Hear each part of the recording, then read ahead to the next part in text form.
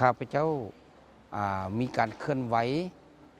ก็ร่วมกับคณะกรรมการศูนย์กลางแนวราสังชาติในระยะ 5 ปีของ2021 ฮอด 2025 ผลงานดังกล่าวที่ข้าพเจ้าได้ประกอบส่วนอยู่ในของคณะกรรมการศูนย์กลางแนวราสังชาตินี้ข้าพเจ้าได้ระดมเข้ากรีหันที่อยู่ป่าตึกดงนาอยู่เขตอันตรายที่เป็นห่วงข้าพเจ้าจึงได้ระดมเอาจิตใจออกมาสู่เขตที่ทงเพียงและมีความปลอดภัยสูงและก็ประกอบ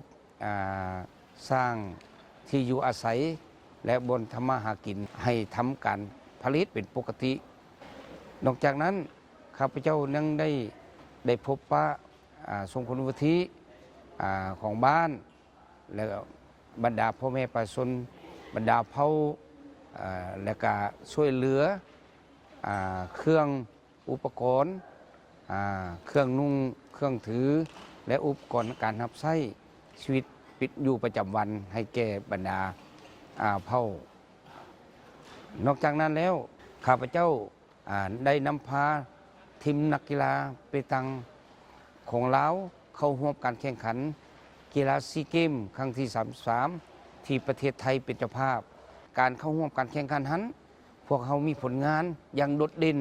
และสร้างเกียรติชื่อเสียงให้แก่ประเทศชาติสามารถญาติได้2 เหรียญคำและก็2 เหรียญเงิน6 เหรียญทอง